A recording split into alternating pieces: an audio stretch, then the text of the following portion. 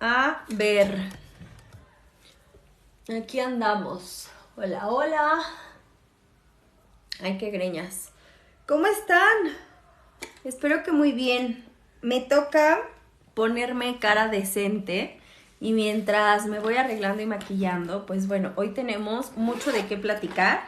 Y en específico hoy les quiero contar un poquito sobre mi experiencia teniendo una hija que fue diagnosticada con el trastorno del déficit de atención e hiperactividad, el famoso TDAH. Yo me llamo Claudia Cuevas, estoy en la Ciudad de México, no puedo jalar aire, siento que no puedo respirar. La semana pasada me enfermé, pero sabroso, así que entre que todavía traigo la voz medio gangosa, el frío hace que me dé tos, de repente se me escurre el moquillo. Ahí andamos, así que aquí tengo mi cafecito a un lado por si de repente siento que me ahogo. Pero bueno, en lo que yo me voy arreglando, les quiero platicar y compartir mi experiencia como mamá, cómo es tener una hija, qué pasó, cuál es el proceso para que diagnostiquen a alguien con trastorno de déficit de atención o cualquier otra cosa que necesite ser diagnosticada cuando notamos que hay como ciertos foquillos rojos y no sabemos por qué. ¿Qué cosas podemos notar para identificar que tal vez nuestros hijos están teniendo alguna barrera que es importante diagnosticar? ¿Por qué es importante diagnosticar, etcétera? Y aparte yo soy terapeuta infantil, entonces pues bueno, ya sabemos que en casa del herrero, ¿verdad? Mi hija tiene actualmente 11 años, la Silvanushka. Tiene 11 años, va en quinto de primaria. Por la edad tendría que ir en un sexto de primaria, pero cuando estaba en preescolar la metimos a este grado que a veces algunas escuelas particulares ofrecen, que es el Pre-First. Entonces la metimos a Pre-First porque fíjense que desde que estaba chiquita notábamos que habían ciertos procesos que no completaba y no avanzaba. Se nos estancaba en algunas cosas, era muy dispersa, no siempre le llamaba la atención lo que la maestra le enseñaba. Y me acuerdo perfecto, Silvana no entró a Kinder 1 y a veces nos achacaban mucho de cómo no entró a Kinder 1, pues viene con un retraso de madurez porque todavía no entiende la dinámica del salón. Pero la realidad es que en casa habíamos trabajado muchas cosas, salía a caminar diario, hacía actividades que despertaban la parte motriz, entonces como que no me hacía clic esto que de repente siempre justificaban cualquier cosa en la que le iba mal. La justificación era, como no entro a Kinder 1, pues por eso hay cosas que se le dificultan en preescolar, ¿no? Y yo decía, pues bueno, vamos a ver. Cuando ella nació, yo estaba apenas yo me embaracé de Silvana a los 21 años y yo estaba terminando como parte de mi formación desde que era chica. Mi mamá es maestra y psicóloga.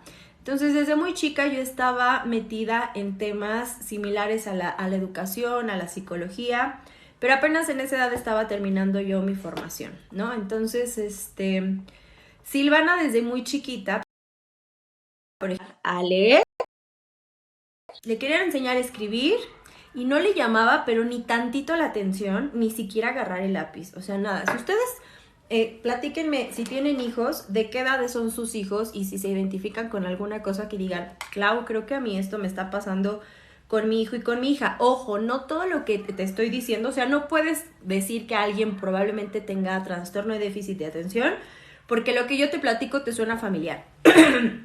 Sí o sí hay que llevar a evaluar a los niños para que sepamos qué onda. Entonces, me acuerdo que la maestra de Kinder 3 les estaba enseñando pues a leer y escribir y Silvana se rehusaba a ponerle atención cuando hacían ese tipo de actividades. Silvana llegaba muy frustrada como de, qué aburrido es leer lo que alguien más escribió, yo lo que quiero es yo crear mis cosas. Entonces, como que bajo esa premisa de qué aburrido que todo tenga que venir con esta estructura de tengo que leer lo que alguien ya creó, lo que dijo, cómo se hace y los pasos y agarrar el lápiz y el cuaderno y no me puedo mover y no me puedo levantar y no me puedo tal, pues entonces no le llamaba la atención ni leer ni escribir. La maestra enseñaba y ella no seguía las actividades, era dispersa y la parte de la convivencia con otros niños de repente era un tema que le costaba trabajo de manera constante porque como que no sabía cómo relacionarse con otros niños. Entonces a veces se aislaba, cuando se llevaba con alguien era muy tosca en su manera de llevarse, se dejaba llevar por el impulso, la emoción, los abrazaba, los apachurraba, etc. Entonces fácil, como que no la tuvo desde que estaba chiquita. ¡Hola, Isis! No la tuvo fácil desde que estaba chiquita. Y desde ahí empezamos a notar ciertas cosas, pero no le dábamos la importancia suficiente, pues porque estaba pequeña. Y nos decían en la escuela, pues sus procesos de aprendizaje son diferentes, le interesan cosas diferentes. Pero aunque estaba tranquila y feliz en la escuela, no le llamaba la atención mucho del cómo presentaban el conocimiento. Se le hacía aburrido, su atención y la captación de atención era por espacios muy cortitos, o sea, habían cosas que se presentaban. Después se van a primero de primaria, siendo un año mayor que el resto, y para primero de primaria nosotros nos cambiamos de vivir en la Ciudad de México, nos vamos a vivir a Cuernavaca. Y entonces entra a una escuela que sus ciclos anteriores había sido completamente Montessori, pero estaban en un ciclo como en donde estaban ya no vendiéndose como escuela exclusiva de Montessori y estaban tratando de mezclar un poco el sistema Montessori con un sistema educativo regular, tradicional, entre comillas. Estaban metiendo inglés porque las escuelas Montessori por lo general no tienen inglés y es que están como muy basadas en el método. Entonces creo yo que ahí hubo como ese pequeño error en donde cuando te quedas a la mitad de muchas cosas no alcanzas a cubrir las necesidades básicas de un método en específico, y yo creo que apenas estaban ellos adaptando y les fallaron varias cosas. Pero bueno, entró a su primero de primaria y en la parte académica ya empezaba a escribir, pero si lograba algo, al otro mes como que se le borraba el conocimiento. Empezaba a comerse las letras cuanto antes no se las comía. Escribía así como que en vez de seguir el renglón como va, bueno, empezaba a escribir hacia abajo, luego hacia arriba, o sea, se movía en el espacio de la hoja. La fecha nunca le cabía porque el espacio le era muy pequeño, entonces como que conforme iba avanzando el trabajo escrito, le costaba mucho tenerle orden, poner las cosas como se las pedían, y si avanzaba de repente todo se iba para atrás. Notábamos eso. Y seguíamos notando que la parte de la convivencia le costaba. Para primero encontró como una amistad, encontró a una nena con la que se llevaba muy bien y empezó a ser su mejor amiga, pero las dos eran bastante intensas. Entonces, pues les costaba mucho regular, se saltaban las reglas, se salían del salón, se iban a esconder, los juegos eran medio rudos, que se jaloneaban, que se aventaban. La otra niña no sé cómo, pero se rompió la mandíbula jugando en un pasamanos. Ese día Silvana no fue, así que no tuvo nada que ver con Silvana, pero eran bastante activas. Eso sí, en casa yo no notaba que Silvana tuviera tanta necesidad física. No era de estos niños que no se pueden sentados, no se duermen, siempre están buscando actividad física. No, al contrario, ella lo que buscaba era como concentrarse y que le gustara una actividad, porque una vez que algo le gustaba se volvía súper apasionada con ese tema e incluso obsesiva, no lo soltaba. Entonces ir a la escuela para que le platicaran de cosas que no le llamaban la atención le era como de súper aburrido, porque a lo mejor en esa etapa a ella le gustaban los experimentos, el arte, tuvo su etapa de amar y adorar a Frida Kahlo, entonces lo investigaba todo, y tuvo su etapa de amar y adorar a Van Gogh y estaba impresionada con que se había cortado una oreja. Y entonces le hablaban que si la suma, que la resta, que el problema, que el cuaderno, y le era pero tedioso lo que le sigue. Hola, Jazmín. Hola, mi hija la diagnosticaron con TDA y toma medicamento, pero aún así batallamos mucho en la escuela. Ahorita no te vayas, Jazmín, porque les voy a platicar mi experiencia como mamá, pero también como terapeuta infantil. Porque justamente a raíz de que Silvana tiene estos temas con el TDA, también el tema escolar es algo con lo que le solemos batallar, porque creo que realmente no hay una capacitación adecuada para que los maestros sepan cómo trabajarlo. Y luego tienen una saturación importante entre que cada vez hacen grupos más grandes, solamente hay una persona al frente del grupo, y nuestro sistema educativo claramente tiene deficiencias desde los sueldos, en donde pues los maestros ya llegan cansados, a veces necesitan tener 3 trabajos para que les alcance. Entonces la calidad con la que llegan al aula pues ya no es la óptima, pero bueno, tenemos que aceptar que esa es nuestra realidad y qué es lo que sí podemos hacer. Entonces Silvana en primero empezó a tener más flashazos que nos llamaban la atención, y entonces decidimos mandarla a evaluar con una neuróloga psicóloga. Aquí sí es importante, un maestro en la escuela no te puede, y miren, con mi cara de mapache así se los voy a decir, un maestro de escuela no te puede decir, mamá, creo que tu hijo, o asegurarte que tu hijo tiene autismo, Asperger, que tiene déficit de atención. O sea, un docente no está capacitado para decírtelo. Incluso un psicólogo que solamente, a lo mejor el psicólogo de la escuela, tampoco te lo podría decir. Te puede decir, hay algunos focos rojos, yo recomiendo que se evalúe al niño. Pero alguien que no ha realizado una evaluación pertinente no te puede decir que ese niño tiene cualquier diagnóstico. Hay maestras que a veces dicen, ay, es que tiene problema de lenguaje, ay, es que tiene TDAH, es que tiene esto, tiene el otro. Ese es el primer foco rojo. Las cosas no funcionan así. Porque las pruebas nos dejan ver muchas situaciones, tanto emocionales, familiares, el contexto, cómo funciona el cerebro, por qué está operando de cierta manera, cuáles son los procesos de madurez. Entonces aquí es importante recalcar porque al trabajar yo en escuelas o trabajar con papás, algo que me pasa de manera muy constante es que llega gente a consulta diciendo, es que la maestra me dijo que mi hijo tiene déficit de atención. El niño puede ser hiperactivo, puede ser inquieto, pero hay muchas cosas que hacen que los niños puedan ser de esta manera y no podemos diagnosticar a alguien sin aplicar una batería completa de pruebas. ¿Puedo notar focos rojos que me indican que sería bueno evaluar al niño? Sí, pero es diferente decir, oye, creo que lo podrían evaluar y les va a ayudar mucho a decir, yo creo que tiene tal. Desde que empezamos por ahí, yo siento que ya empezamos por el camino equivocado. Pero bueno, a Silvana estando en primero de primaria, ya teniendo 7 años cumplidos y casi para cumplir 8, decidimos mandarle a evaluar. Una evaluación a veces tarda pues un mes en la aplicación porque no le aplico todo a un niño en una sola sesión porque lo saturo, porque los resultados que obtengo no son los ideales. Entonces a veces te separan una sesión a la semana de evaluación, a lo mucho 2, dependiendo de qué tanto puedas trabajar con el niño. Y por lo general, pues termina durando un mes el tiempo en el que evalúas, porque aplicas varias pruebas.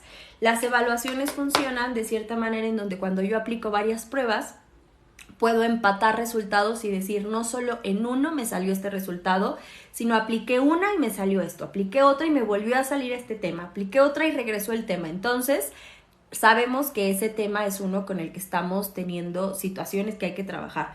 Entonces, pues bueno, la aplicación no es rápida. En lo que ella le empiezan a aplicar sus pruebas, empiezan a haber situaciones más importantes en la escuela y también más graves, de convivencia y de conducta. Al grado en donde pues la escuela ya no sabe cómo poner límites, cómo trabajar los temas. Para la parte académica, Silvana no tenían su atención, entonces Silvana era inquieta, se salía del salón, se escondía, se iba con la amiga, hacían travesuras, etc. Entonces empezó a escalar muy rápido la situación con la amiga. La escuela no lo supo manejar, los papás de la compañera también explotaron y terminamos teniendo que sacar a la niña de la escuela así de emergencia en el ciclo escolar porque ya había mucho acoso hacia ella de los papás, de las maestras sin saber qué hacer, se les estaban saliendo las situaciones de la mano y con amenazas por parte de los papás de la otra pequeña que bueno, ya viéndolo a distancia pues me queda claro que tampoco sabían qué hacer, pero claramente atacar a los niños no es la mejor opción.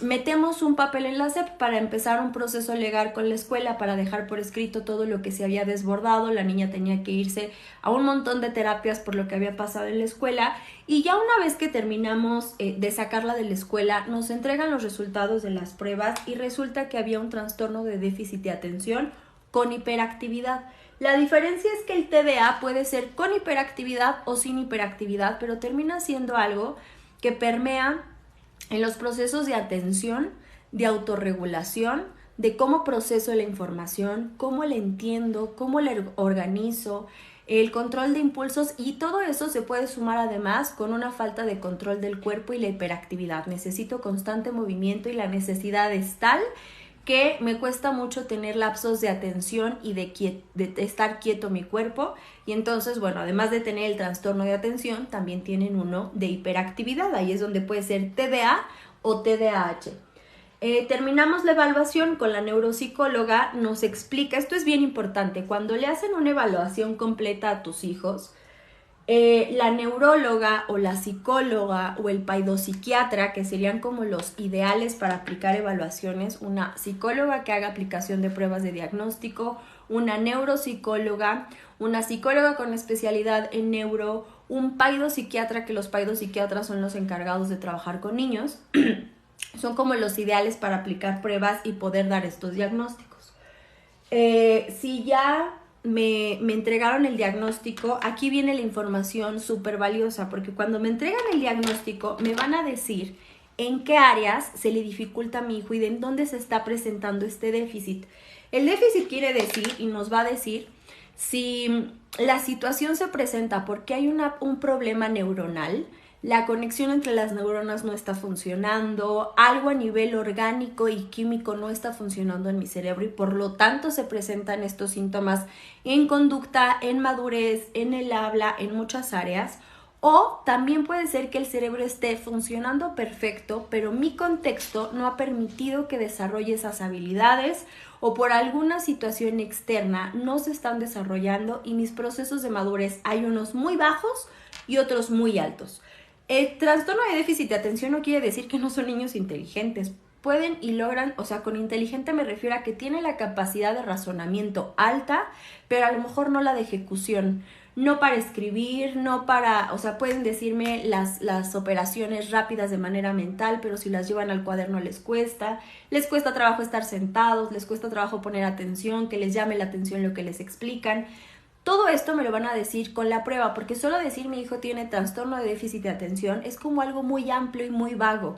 Necesitan especificarme en qué áreas hay que trabajar. En mi caso, Silvana salía muy alta en algunos niveles, por ejemplo en lenguaje, en comprensión, había niveles muy altos que excedían su edad y los niveles bajos, incluso ella teniendo 7 años de edad cronológica, sus niveles de madurez, por ejemplo en motricidad, en comprensión y organización de la información, su cerebro al hacer este proceso se iba y sus resultados eran de una niña de 4 años.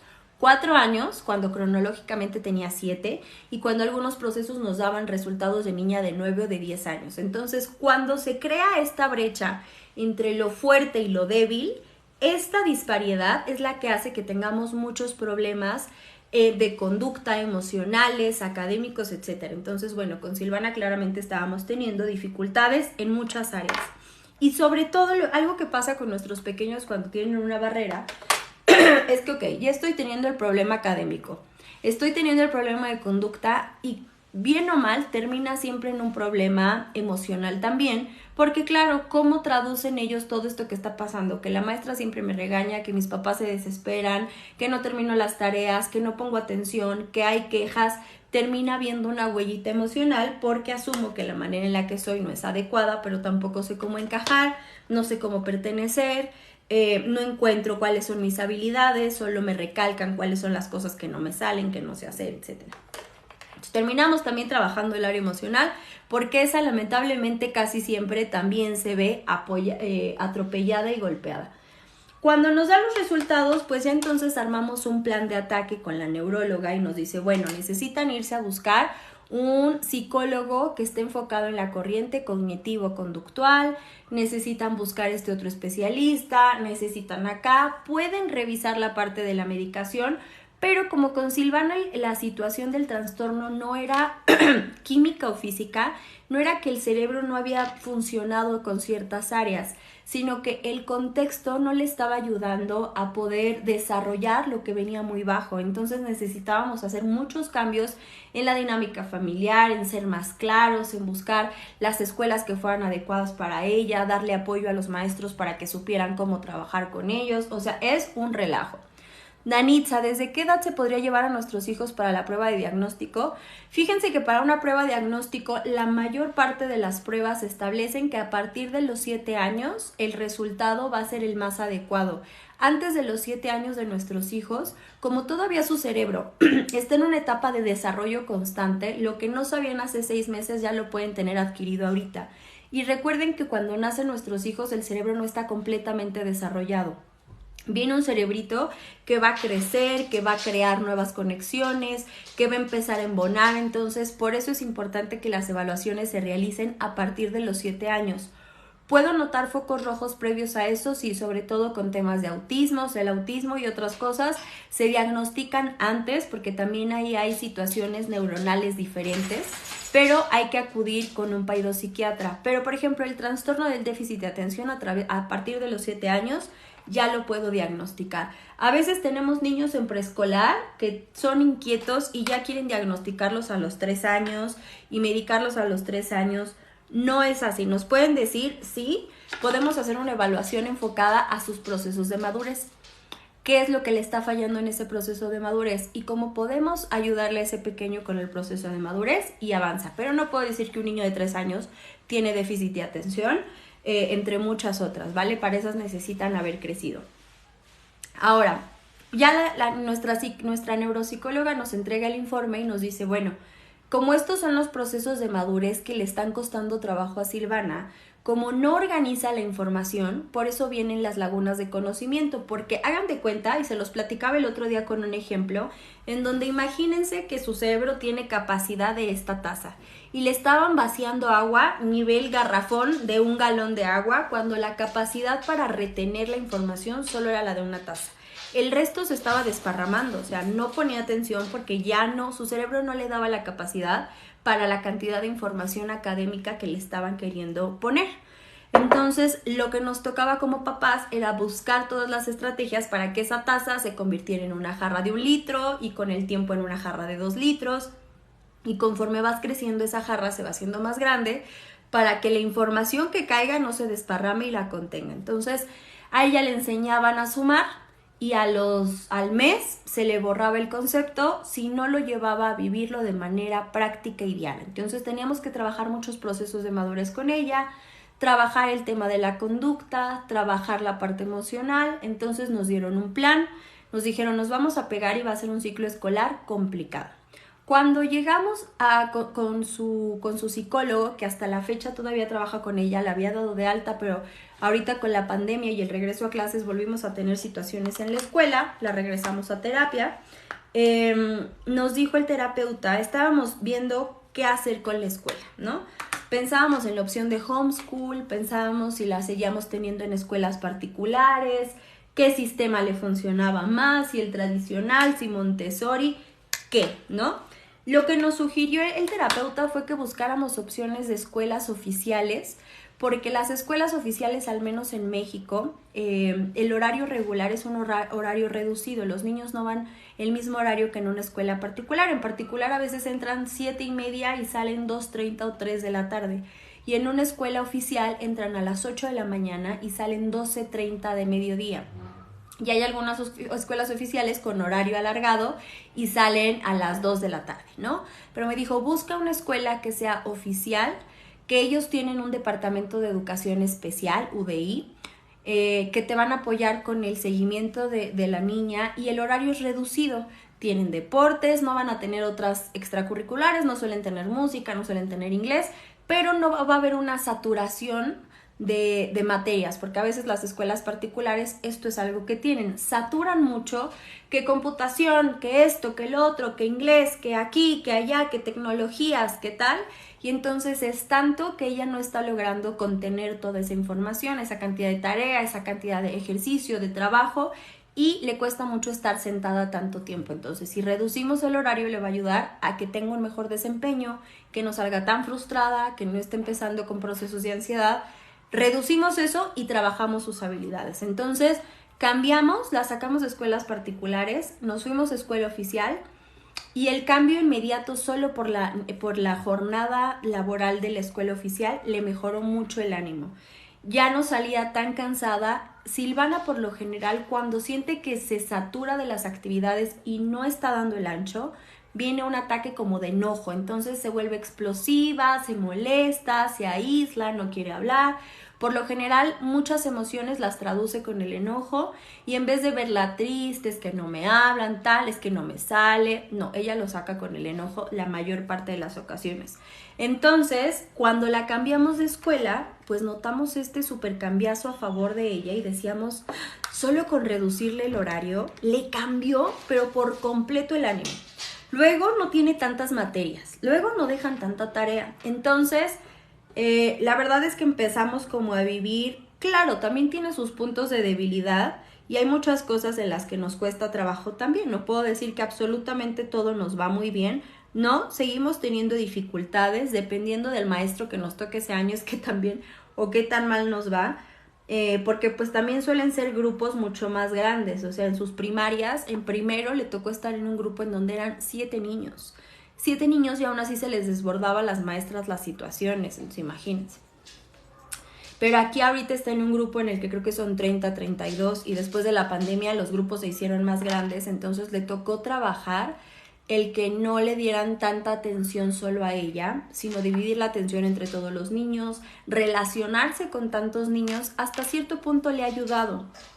Porque cuando los grupos son muy reducidos, también son muy reducidas las opciones de que ella se sienta como en empate con otro niño, en cuanto a sentir que tiene cosas similares con otros niños. Eran muy pocas opciones, un grupo de 7 niños, para ella sentir que se identificaba en gustos con alguien más. Entonces, si no encontraba de esos 7 niños alguien con quien se identificara, pues se aislaba por completo. Y al tener un grupo con tantos niños ahora, sí o sí hay alguien que le gusta la misma serie que a ella. Sí o sí hay alguien que le gusta colorear como a ella. Sí o sí hay alguien que le gusta nadar como a ella.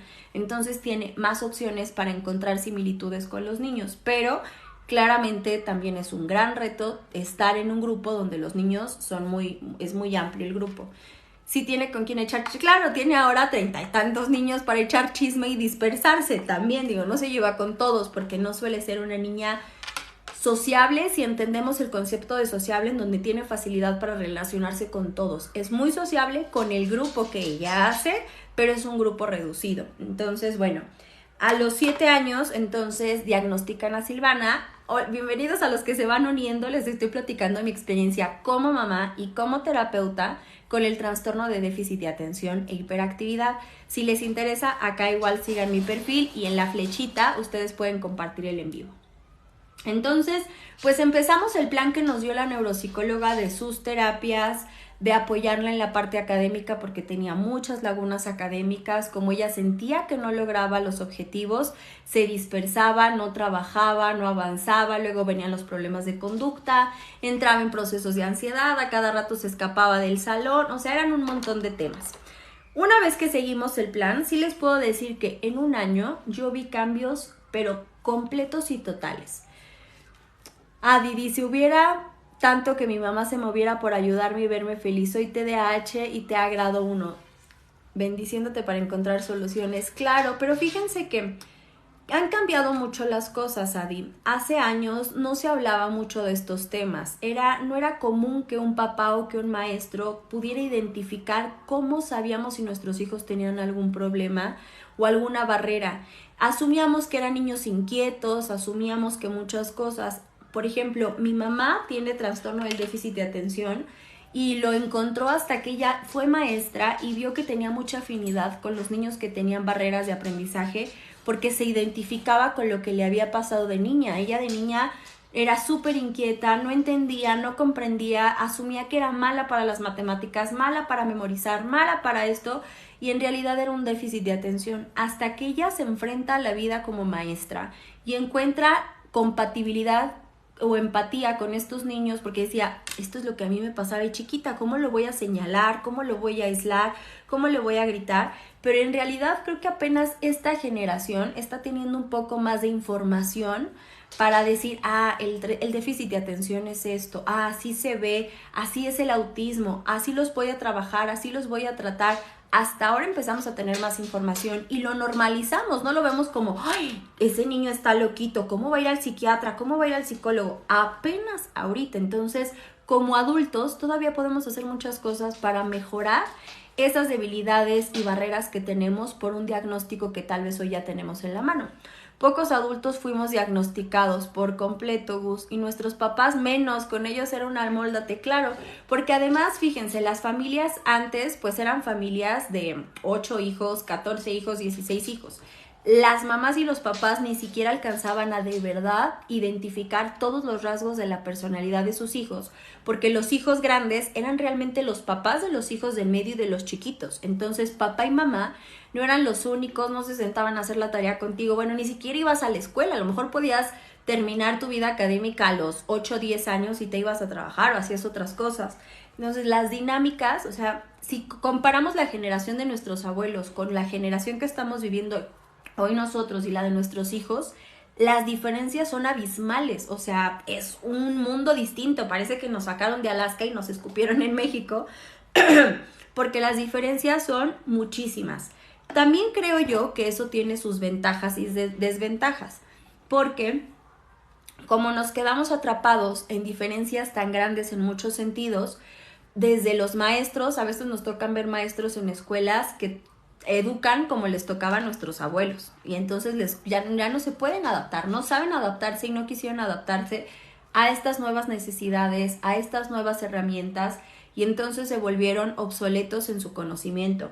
Y luego tenemos también quien ya va súper revolucionado y que en la escuela tenemos algunos maestros jóvenes que ya manejan muy bien las inteligencias, tienen más conocimientos sobre las barreras de aprendizaje, pero el resto de los maestros de la escuela tal vez no. Entonces, como que nos quedamos metidos entre dos extremos, dos polos por completo, y ahí vamos tratando de jalar la situación y avanzar. Y nuestros papás menos. Ah, no, ya, estoy leyendo el mismo comentario, pensé que era uno nuevo. Entonces, ustedes díganme si tienen hijos que estén diagnosticados o ustedes creen que puede haber una barrera de aprendizaje y qué cosas han notado para decir, híjole, creo que tal vez a mi hijo o a mi pequeño se le puede estar dificultando esto porque no hace caso, porque la escuela se le dificulta.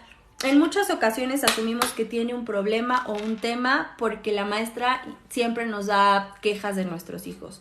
Es que habla, es que no pone atención, es que pega, es que se levanta, nunca termina, no escribe, tal. Y sí nos da indicadores, pero regreso, a veces las escuelas no nos ayudan para que esas situaciones mejoren. Entonces, bueno, regresando a mi experiencia como mamá, cuando descubro que las dificultades de Silvana no eran químicas, no era una parte en donde el cerebro tuviera fallas porque tal vez el cerebro no está generando los chispazos necesarios entre sus neuronas, porque químicamente no produce algo, no, simplemente era el cerebro estaba listo, pero necesitaba más cosas que prendieran y activaran ciertas zonas del cerebro para que ella pudiera comprender y manejar ciertas habilidades. Con un niño que tiene trastorno de déficit de atención, necesita cosas que los niños regulares necesitan, pero tenemos que ser más exactos en ellas. Por ejemplo, todos los niños necesitan rutinas, todos los niños necesitan movimiento, todos los niños necesitan no aventarse una jornada escolar sentados. Llegas a las 7, te sientas, sales al recreo, te paras y te vuelves a sentar hasta las 3. Necesitan movimiento constante, necesito pasarlo de una lectura a un juego, a tocar y construir, a investigar, a preguntar, a trabajar en equipo, trabajar en particular. Todos los niños necesitan eso, pero un niño con trastorno de déficit de atención lo necesita en mayor cantidad. Si a él no se lo doy, le va a costar mucho adaptarse. Tal vez los otros niños encuentran otras herramientas para adaptarse, aunque no le esté dando esto que necesita en el aula. Pero un niño con trastorno de déficit de atención o se deprime, o se pone ansioso, o tiene problemas de conducta porque no controla su cuerpo en las clases. Adi dice, me cuesta empatizar con mi hijo porque es difícil lidiar con la frustración, pero se le nota que es igual a mí. Exacto. Tengo unos papás en sesión que apenas acabamos de empezar terapia hace un mes.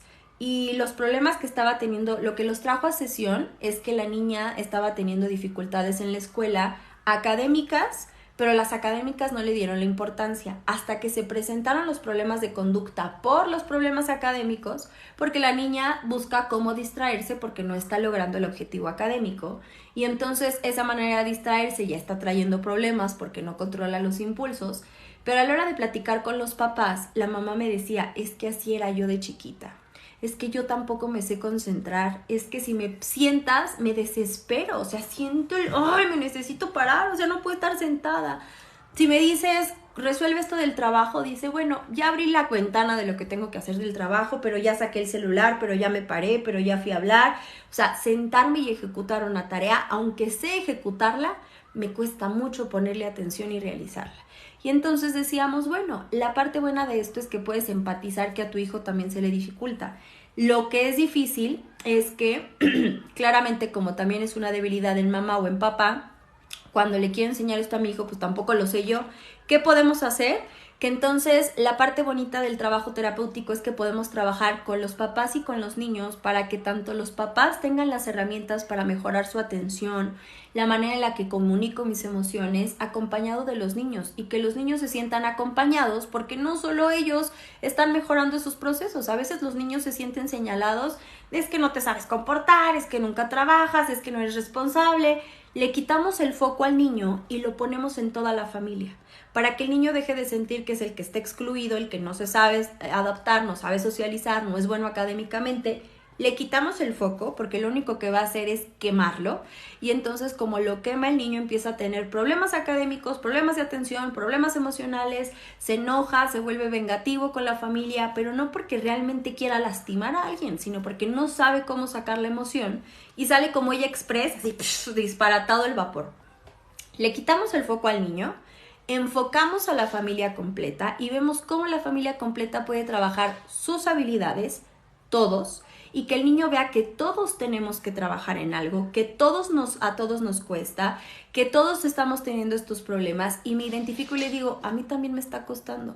Uy, ¿qué crees? A veces yo le digo a Silvana, Sil, si me hablas cuando por fin me concentré, me pasa lo mismo que a ti. Volverme a concentrar en una tarea me tarda mucho, o sea, ya es como de ya por fin ya sé que le voy a escribir en el mail a alguien, ya por fin me senté y mi atención está plena en algo, y alguien viene y me dice, mamá, en la tele, quién sabe qué, es como de otra vez me voy a echar otra hora para poderme concentrar. Entonces le hacemos ver a ese niño que todos lo tenemos que mejorar, que a todos nos cuesta trabajo, y deja de sentirse agredido y señalado.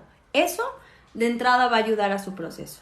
Luego, como adultos, identificamos en dónde están nuestros retos, porque yo cuando me dieron el diagnóstico de Silvana, también dije, bueno, ¿y qué es lo que a mí me cuesta? No estaba siendo clara yo con las reglas que ponía, nuestros horarios no estaban siendo rutinas que le fueran, que le sirvieran, no le estaba siendo responsable de sus espacios, de sus cosas, de sus materiales. Y una vez que empezamos a tomar terapia dije, ok, no solamente es ella, aquí a todos nos está faltando aprender algo y solamente lo estoy responsabilizando al niño, haciéndole creer que solo por él estamos en esta situación. Si él pusiera atención, yo no estaría tan enojada. Si él pusiera tal, yo, no, esto es de todos. Yo tampoco supe ser clara, no supe poner límites, no supe dar las indicaciones, no supe acompañarle y me frustré. Entonces, aquí todos tomamos responsabilidad y le hacemos saber a los niños que no solo son ellos los que están descompuestos. Aquí todos estamos descompuestos en la sociedad en general. Entonces, ya que logramos esto, que tenemos un plan de trabajo y todos trabajamos, cuando un trabajo terapéutico, y esta aquí es mi percepción desde mi trabajo como terapeuta, cuando el trabajo terapéutico se enfoca solo al niño y no a la familia, va a costar mucho trabajo que avancen, porque por lo general la familia necesita trabajar sus habilidades, la familia necesita mejorar, aprender, y no porque seamos malos padres, porque todos vamos aprendiendo a través de los errores, pero cuando tengo una compañía que me está diciendo desde un punto externo y con conocimiento, oye, esta manera de comunicarte la podrías mejorar, te ofrezco estas opciones y tú dime cuáles se te ocurren a ti, y armamos planes familiares, cambia. Cuando el trabajo terapéutico solo se enfoca en el niño, sí necesito trabajar solo con el niño, pero necesito siempre trabajar con la familia completa. Adi dice, tu plática me está cayendo como anillo al dedo, tendré que hablar con eso en familia. Mil gracias. Exacto, Adi, acuérdate que son todos, que nadie está mal ni bien, todos tenemos dificultades. La diferencia es que hay personas que tienen habilidades para navegar con sus dificultades de una manera como más aceptable socialmente. A mí me pasaba con Silvana que como era una niña que no toca tan fácil el dolor o la tristeza a través del llanto, si se siente triste, se pone a la defensiva. Si se siente triste, toca el enojo después. Entonces la tristeza la lleva a otras emociones, pero es raro que se quede en parte tristeza y llore. Entonces, como los maestros no la ven llorar, no la ven triste y la ven enojada, fuerte, aguerrida, aventada, entonces ellos también suelen ser agresivos con ella. Y su agresión suele sacar más agresión y enojo en Silvana. Y su tristeza viene y la saca de una manera muy íntima y reservada. O sea, ya hasta que estoy hablando con ella y ya exploté, yo le digo, es que ya me desesperé, y empieza a llorar, a mí eso me rompe. Porque para que Silvana llore es porque ya cruzó todos sus límites y por fin pudo tocar la tristeza. Entonces, ahí es donde yo me desarmo y digo, ok, necesito ver qué estoy haciendo. Porque si ella me contesta, se enoja, me grita, no me hace sentir empática, me saca el enojo. Y esa es la dificultad cuando tenemos niños que tocan más el enojo que la tristeza de una manera diferente. Porque como humanos nos enseñaron a ser empáticos ante la tristeza de los demás. Pero si alguien más se enoja, se avienta, me grita, me contesta, pues me saca más enojo. Y tengo ganas de gritarle 10 veces más. Pero si alguien llora, tal vez me detengo. Entonces yo siempre me repito, Silvana toca la tristeza, pero brinca al enojo porque la tristeza la incomoda, la hace sentir débil, la hace sentir vulnerable, la hace sentir que pierde el control de sí misma y brinca en automático al enojo. Pero no porque brinque al enojo quiere decir que no es una niña que se siente triste, desprotegida, observada, señalada. Cuando en la escuela, por ejemplo, ahora que entró a quinto, cambió de maestro porque en tercero y en cuarto los 2 ciclos tuvo el mismo maestro, hizo muy buen clic con ese maestro y en quinto le ponen a una maestra y completamente diferente a su maestro. Entonces empezamos el ciclo escolar con dinámicas que ya nos habían pasado antes. Diario, notas de no terminó, no trabajó, platicó, se levanta, no pone atención, me falta el respeto, me hace caras, etcétera. Y yo dije, ya vamos a empezar. Pero mi hija, la manera en la que reacciona ante eso no es como ya me regañaron mucho, ya me castigaron, la maestra ya me quitó el recreo, ya me voy a portar bien. No. Mi Silvanita escucha eso y dice, ¿me quieres decir que soy inquieta? Todavía puedo ser más inquieta. Y entonces le sale, bueno, todo lo que no le debería de salir. Hasta que cambiamos el foco de nuevo de todo lo que no hace y empezamos a voltear a ver que todos nos equivocamos, cuando la maestra acepta su responsabilidad de lo que ella no estaba haciendo bien, cuando por ejemplo, lo que pasó y nos ayudó en parte era buscar en qué cosas es buena, porque eso no le voy a decir todo lo que no hace. No terminas las operaciones, sacas la calculadora, no te sabes las tablas. Solo le estoy diciendo lo que no sabe hacer. ¿En qué momento alguien se volteó en la escuela y le dijo, pero eres muy buena en artes? Oye, pero en historia tienes mucha habilidad. Oye, para redactar, No, solo pusimos el foco en todo lo que no sabe hacer. Si cambio el foco y le digo, eres muy buena para esto. Pasó que entró a su escuela un pequeño, creo que un chico de sexto, que es sordo, que no tiene capacidad auditiva. Entonces la escuela tuvo que hacer cambios para poderse comunicar con el niño. Pusieron escritura, no sé cómo se llame, en señas para indicar en dónde era el baño, dónde eran los salones, y los niños fueron aprendiendo cosas básicas para en el recreo mínimo poderle decir hola al otro niño en lenguaje de señas. Cuando eso pasó, Silvana se perdió de solo estar pensando en todo lo que era mala.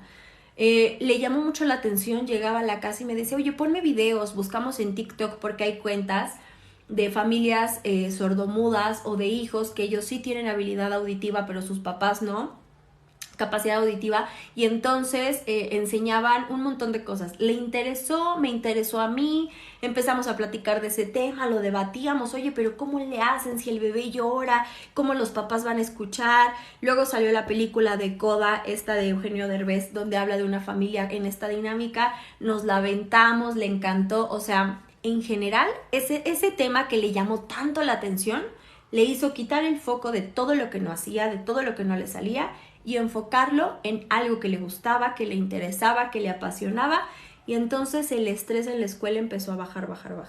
Eso no quiere decir que ya lograba hacer cosas en la escuela, todavía no. Regresamos a terapia, volvimos a trabajar habilidades, y justamente hoy nos tocó cita con la escuela y dijimos, bueno, ya no está ansiosa, explosiva y enojada como estaba los primeros meses del trabajo escolar, ya por fin esa parte mejoró, ya le bajó tantito. Ahora vamos a trabajar nuevas habilidades, ahora sí vamos a entrar en la parte del conocimiento porque ya permite el conocimiento, ya vamos con nuevas cosas. Entonces, Pareciera imposible porque a veces como ya estamos cansados y desesperados, lo que sale es mi emoción de frustración. Algo que como papás yo siempre trabajo en terapia es, hay un punto que hay que entender. Cuando mi hijo no está teniendo conductas adecuadas, no es una calificación que me da como papá o mamá para decir qué tan buena mamá o papá soy. Si mi hijo trae malas notas en la escuela, lo tomo personal porque creo que eso es un soy mala mamá y como soy mala mamá, mi hijo no está poniendo atención. Como soy mala mamá, mi hijo no se viste. Como soy mala mamá, mi hijo se le olvidan las cosas en la escuela. Entonces asumimos que lo que el niño hace o no hace es buena o mala calificación para la mamá o el papá.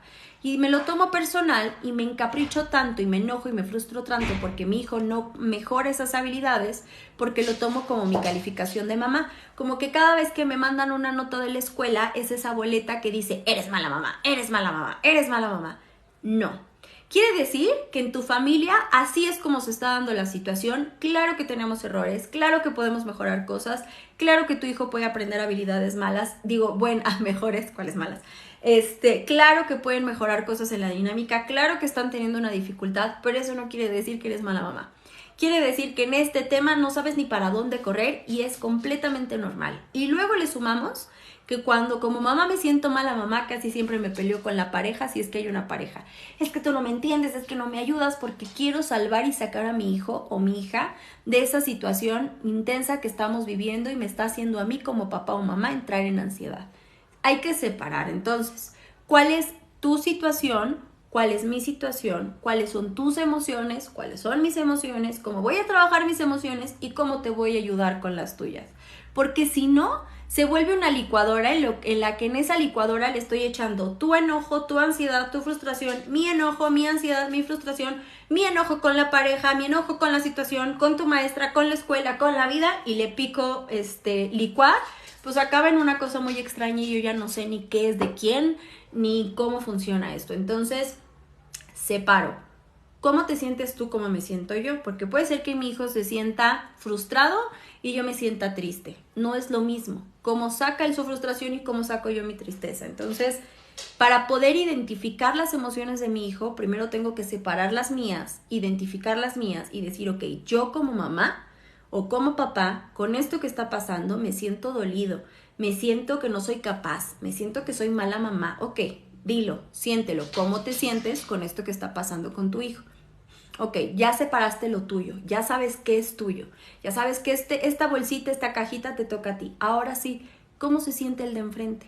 Sin que tú le digas cómo se tiene que sentir. Mi hija me decía como de, pues a mí me vale la calificación que me ponga la maestra, es que a mí me vale, pero como yo me sentía dolida por la situación, quería que ella estuviera mostrándome también dolor, pero no, ella estaba en indiferencia, o sea, como me van a estar molestando y fregando, lo que a mí me genera es indiferencia y la maestra me es indiferente, ni la quiero topar, o sea, ni siquiera hacía contacto visual con la maestra, porque no la toleraba, no podía ni verla a los ojos. Y la maestra estaba en una situación similar con la niña, entonces pues la maestra se convertía en una niña sin herramientas, entonces pues nos tocó también fortalecer a la maestra como papás, decirle de manera muy puntual qué es lo que Silvana necesita, porque pues ella no estaba encontrando qué tenía que hacer, como no lo encontró, pues nos tocó decirle de manera puntual, esto es lo que a Silvana le ayuda. Dígale en qué es buena, déjele las reglas muy claras, no sea tan abierta en la regla. Silvana, si dices una grosería, esta es tu consecuencia. Entiendo que estás en la edad, entiendo tal, empatizo, pero este es el límite. Eso es algo que como papás y docentes cuesta mucho. Poner límites claros sin ser agresivos. Puedo poner límites y también puedo ser amable con los límites que pongo. Entonces, eso a la maestra se le estaba dificultando. Como quería ser amable, no ponía límites. Y cuando ponía límites, era grosera. Entonces yo decía, no vamos a avanzar así. Ahora, les platico mi experiencia como terapeuta infantil. Ya les platiqué como mamá. Como mamá, mis emociones también han sido de rebotar, de tener que acomodar. Algo que he aprendido como mamá y como terapeuta es que algo que a veces como adultos no sabemos hacer es que siento una emoción y tengo la necesidad de vomitar la emoción. Estoy enojada y necesito sentar a mi hijo en el momento exacto en el que la maestra me dio la queja. Necesito ir solo a vomitar a mi hijo esa frustración. Entonces empiezo, otra vez la maestra me dijo, a ver qué pasó, por qué no le dijiste, por qué no hiciste. Y a veces me puedo quedar callada, la maestra ya se quejó, me llevo la información, lo proceso, dejo que mi enojo y frustración baje y ya con el cerebro caliente y mis emociones tranquilas, ahora sí voy a pensar qué voy a hacer, cómo lo voy a hablar y cómo lo vamos a manejar. Pero como me urge, en el momento en el que mi hijo me enoja, en ese momento me lo tengo que agarrar para gritar, porque no me sé aguantar, porque no sé esperar, porque no me sé enfriar. Entonces, si hago eso, ese es el primer error que como papás caemos y no solamente con los hijos. Te enojas con la pareja y ya te lo estás pescando. A ver, tú ven acá que te quiero. A ver, espera, separa tu emoción de la situación. ¿Cuál es la emoción que te genera? ¿Cuál es el verdadero problema? Ya la maestra te dijo, porque la primera que te dan un detalle que el hijo no hizo, o en el que el hijo se equivocó o cualquier cosa, la primera queja no te agarra tan enojada. Pero si ya llevamos 3 meses de quejas constantes, de notas constantes, claro que esa queja hace que quieras ir a explotar y entonces le soltamos un vómito verbal a nuestros hijos que no ayuda a la situación. O sea, le estoy dando la responsabilidad de que él sea mi desahogo emocional, porque con él le voy a soltar mi frustración, mi enojo, mi tristeza. Ya lloré, ya le grité, ya le supliqué, ya lo soborné, ya le dije que le voy a comprar el juego que quiere si lo cumple, ya le dije que lo voy a sacar de la escuela, que lo voy a mandar a trabajar. Yo les pregunto a los papás en terapia, ¿todo eso que le estás diciendo a tu hijo, de verdad se lo vas a cumplir? ¿De verdad lo vas a mandar a la esquina a vender chicles? ¿De verdad lo vas a sacar de la escuela? ¿De verdad le vas a castigar todo esto? ¿De verdad van a dejar de ir a las vacaciones? No, lo estás diciendo por tu enojo y como no supiste regular tu enojo, fuiste a vomitar cosas que no vas a hacer. Entonces, no quemes los límites, porque esos no son límites, esa es una explosión de tu enojo que no supiste manejar. Está bien que te enojes, está bien que te desesperes. Vete a un espacio con un adulto que te pueda contener, con tu terapeuta, con tu pareja, con tu mamá, con una amiga. Explota y desborda ahí y regresas a atender la situación una vez que ya estés tranquilo y sepas qué hacer. A lo mejor tuvieron que pasar 2 días para que te calmaras y supieras qué hacer. No pasa nada con esos 2 días. Ya en 2 días regresas, sientas a tu hijo, sientas a tu hija y le dices, bueno, paso esto en la escuela, me gustaría conocer tu versión. Entonces, el primer tip es que no mezcles tus situaciones con tus emociones con las del otro y que primero te permitas pensar antes de correr y vomitar la emoción con tu hijo. Date tiempo, ya te dieron la nota, ya se quejaron, no sabes qué hacer. Despégate, piénsalo, trabájalo, acomoda la emoción y después lo hablas con tus hijos. Ya te diste el tiempo, ahora ya vas a hablar con ellos. El siguiente tip sería que pienses, que preguntes más de lo que hablas. Cuando ya me siento a hablar con mis hijos, ¿qué hago? Les aviento un monólogo. Mi papá de chiquita, cada vez que tenía una queja de mi mamá o de alguien, me acuerdo que hasta me hacía, si ustedes son de mi época, se acuerdan de Adal Ramones y de Otro Rollo. Y entonces en Otro Rollo Adal Ramones te decía, ¿quieren monólogo? Y se aventaba su monólogo como de media hora cuando empezaba el programa. Entonces cuando mi papá me iba a regañar y estaba ya muy enojado, me decía, ¿quieres monólogo? Y se aventaba 3 horas él diciendo, es que yo, mira, trabajo y hago y tu única responsabilidad es hacer esto, pero no lo haces y entonces tú debes. Se aventó 4 horas. De esas 4 horas, díganme cuánto tiempo le puse atención, pues apenas sí 10 minutos. Ya cuando volví a gritar, yo volví a ponerle atención. Ese es el primer y principal error como papás. Jazmín dice, me está ayudando muchísimo, nadie me había dicho esto, creo que también tengo que ir a terapia. Exacto, Jazmín. Ya sea que busques terapia para ti o que el terapeuta de tus hijos te apoye. Yo voy a dar un taller para papás. Nuestro taller para papás empieza en febrero. El 20 de febrero estamos por definir si se va a dar los viernes o los sábados.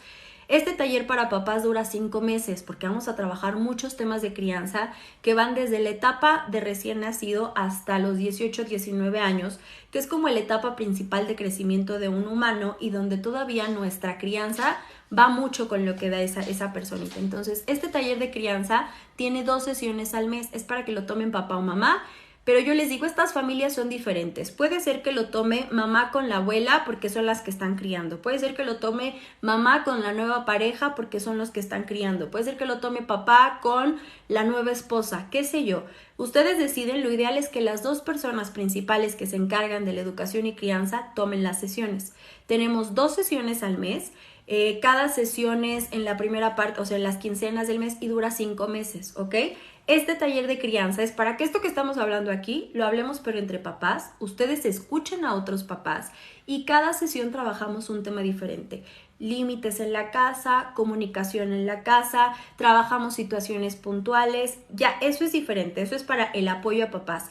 Si tienes una situación específica con tus hijos, yo estoy en Ciudad de México, pero ofrezco terapia virtual y la terapia la trabajo en distintas modalidades. Algunas son terapias, yo la trabajo como terapia familiar porque trabajo cada semana con los niños y dependiendo de cómo esté la familia es la frecuencia con la que veo a los papás. A veces veo todas las semanas a los niños y cada 15 días a los papás, ¿no? Entonces cambia. Y aparte tengo terapias grupales en donde ahí son puros niños trabajando las habilidades emocionales, afectivas, cognitivas, trabajamos muchas cosas siempre a través del juego.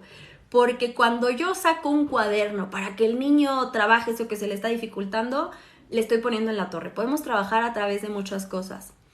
No sabemos estas cosas porque maternamos solas. Fíjense qué importancia lo que dice Vivi de Soy Mamá Blog, que aparte justamente trabajo con la hija de Vivi, que se encontró como una muy buena amiga para mi hija, porque entra a ese grupo también mi hija, no veo la parte emocional, ahí vemos puro desarrollo de aprendizaje, pero lo vemos a través del juego. Entonces, las niñas no sabían jugar basta, les enseñé a jugar basta, y la tolerancia a la frustración cuando no encuentran las palabras. Me las cacho cada vez que me hacen trampa. Silvana cuando no está en mi casa y está en casa de su papá, le pide ayuda a Alexa, a Siri, a todo mundo. Entonces, también tenemos como esas 3 modalidades. El taller de crianza para papás, la terapia familiar o lo del trabajo grupal. Trabajo yo de manera presencial en la Ciudad de México. El consultorio está en la Roma Norte. En la Roma Norte creo que sí. Y también trabajo de manera virtual, tanto los talleres grupales, el club de crianza es completamente virtual y la terapia familiar es virtual o presencial de acuerdo a las necesidades. Si quieren más informes sobre los servicios, manda un correo a claucuevasinfo@gmail.com, así como es el nombre de mi perfil, Clau Cuevas. Así mándalo por correo claucuevasinfo@gmail.com y tú dime, Clau, me interesa el taller de crianza, Clau, me interesa la terapia grupal, Clau, me interesa la terapia familiar y te mando toda la información. ¿Qué hago yo? Nuestro primer paso es que concretemos una cita diagnóstica en donde ustedes me platican la situación, conozco a la familia y de esa manera establecemos el plan. Esa primera sesión no tiene costo. Yo la sesión diagnóstica en donde nos conocemos, les platico mi manera de trabajo, me cuentan cómo les está yendo en su casa, en familia, no tiene costo. De ahí establecemos la frecuencia y el tipo de sesiones que más les serviría y empezamos el plan de trabajo, ¿ok? El tiempo de terapia depende muchísimo. Mira, tú vives en la Narvarte, Sabi. Pues mira, ahorita el consultorio presencial les digo que lo tenemos en la Roma. Tengo un centro con mi mamá, ahí trabajamos, hacemos diagnósticos, hacemos distinto tipo de trabajo. Si les interesa, les digo, mándenme un correo a claucuevasinfo@gmail y con gusto los puedo apoyar de manera presencial o virtual. Les recomiendo mucho el club de padres porque eso es lo que a veces no tenemos. No tenemos con quién maternar. Esto que decía Vivi, maternamos desde la sombra. Soy mamá cargada de responsabilidades, ya sea con pareja o sin pareja, desde un lugar en donde las otras mamás no me están dando herramientas que de verdad pueda aplicar. Me escuchan, me desahogo. Por ahí va a haber una mamá que diga, ay, mi hijo no hace eso. Bueno, qué bueno, pero no me estás ayudando, te estás haciendo sentir bien tú. Necesito a alguien con quien yo pueda maternar en compañía, en tribu. Acuérdense que hace muchos años las sociedades estaban compuestas de una manera diferente y hasta cierto punto creo que esa es la necesidad que perdimos con esta revolución en muchos sentidos, pero se maternaba y las sociedades eran por una comunidad. Alguien paría al bebé Alguien lo amamantaba, alguien lo cuidaba, alguien le enseñaba a ir a cazar, alguien cocinaba. O sea, una persona no se encargaba de todas las tareas. Y yo traigo al animal muerto, y yo lo cocino, y yo lo preparo, y yo te cuido, y yo te amamanto, y yo juego, y yo te enseño, y tomo el taller, y administro las finanzas. No, se repartían en la comunidad las tareas.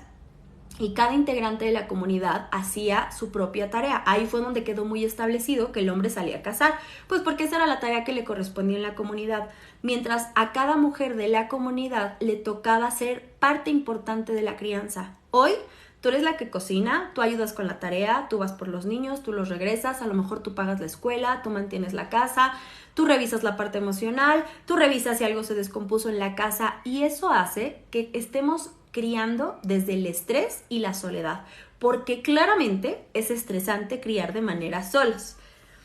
¿Qué talleres daban en aquella época? Pues yo creo que era taller de moldeado de piedra, de pintura en la cueva rupestre. Entonces claramente no eran talleres ni de crianza, porque aparte no era necesario, ¿no? O sea, era una comunidad la que criaba, era una comunidad la que sostenía, era una comunidad la que apoyaba, era una comunidad la que estaba desde que había un parto. O sea, hoy nos toca ser mamás y papás desde la soledad, y esa soledad hace que se nos desborden las emociones, y lo primero que ofrecemos en terapia es darle sostén. Claro que damos sostén desde el área de papás. Si necesitas trabajar temas personales, pues te dirigimos para que también tengas terapia individual, y si es necesario que haya terapia matrimonial, también la hay. Hace unos meses me tocó que llegara una chica, porque ella es chica, con un tema de ansiedad importante. Después del regreso de la pandemia, los niños han estado con muchas dificultades sociales, emocionales, en muchos temas han tenido muchas dificultades. Entonces esta chica me llegó, le tocó la transición de primaria a secundaria de manera virtual. O sea, no había conocido a los compañeros, no le habían tocado las clases presenciales, y brincar de tener mi maestra de primaria con la estructura de primaria a la secundaria virtual fue muchísimo, porque ahora eran muchos maestros, muchas materias, no me concentro, el maestro es virtual, ni se da cuenta si le estoy poniendo atención o no.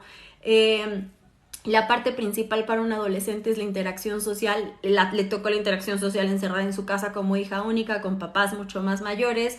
Entonces empezaba un proceso de ansiedad en donde empezó a cortarse, empezó a lastimarse. Se pellizcaba, se sangraba, se sacaba costras, se abría las costras, estaba generando heridas, estaba dejando de comer, estaba haciendo bastantes cosas que ya eran importantes. Entonces, con el trabajo de los meses en terapia, algo principal que vimos era que la relación de pareja entre papá y mamá no estaba bien. No estaba bien desde hace mucho tiempo, pero hay distintos tipos de agresiones en la pareja. Hay parejas que se gritan, que se pelean, que tú es que yo. Y hay parejas que simplemente todo se lo callan, todo se lo guardan, no se dicen nada, se ignoran, cada quien hace lo suyo, a veces nos hablamos, jajaja, jejeje, a veces medio discutimos, pero por lo general nos ignoramos. Y ese era el tipo de agresión que estaba viendo en la pareja, en donde como habían tantos problemas y los estaban superando, mejor se ignoraban. Y claro que la hija no se sentía cómoda en casa, evitaban la convivencia familiar, le permitían que se encerrara en el cuarto todo el día. Cuando empezamos a ver de dónde estaba viniendo la ansiedad, la escuela sí lo estaba desbordando, pero no era la escuela el tema principal, era la relación de pareja. Y yo no trabajo la relación de pareja, yo los trabajo como papás, les doy soporte como papás, los acompaño como papás, pero les correspondía irse a terapia de pareja para ver cuáles eran las estrategias que podían hacer para sentirse mejor. No quisieron irse a terapia de pareja. La padecieron, se resistieron, decían no tenemos nada, terminaron de dejar de ir a terapia hasta que quisieron regresar porque la niña en algún momento volvió a tener un brote de ansiedad, se enojó, empezó a gritar, empezó a aventar cosas, etcétera.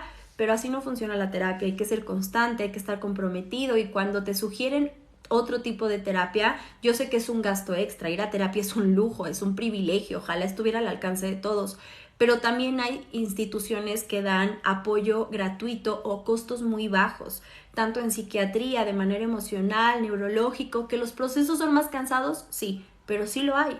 Entonces, si de verdad quiero ayuda, la puedo buscar, ya sea de acuerdo a mi presupuesto y mi bolsillo, o buscando qué me puede ofrecer las instituciones gubernamentales, pero definitivamente darle vuelta al problema. le pongo una curita, pareciera que las cosas se arreglaron, pero con cualquier situación que rompa, otra vez se desborda. Entonces, siempre yo les pido a los papás compromiso. La mayor parte del tiempo me tocan, yo creo que tengo mucha suerte porque me tocan papás muy comprometidos, familias de todo tipo, familias de todos los estatus socioeconómicos, o sea, me toca de todo. Y a mí me gusta porque me ayuda a trabajar así mis habilidades.